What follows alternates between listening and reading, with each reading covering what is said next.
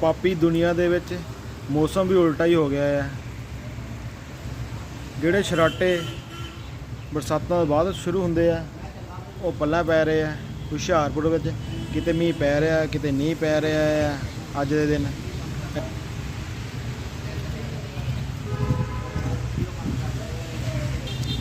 ਇੰਨੇ ਜੇ ਮੀਂਹ ਨੇ ਰਾਹਤ ਨਹੀਂ ਦੇਣੀ, ਹੁਮਸ ਹੋਣੀ ਹੋਰ। ਲਓ ਨਜ਼ਾਰੇ ਬਰਸਾਤਾਂ ਦੇ।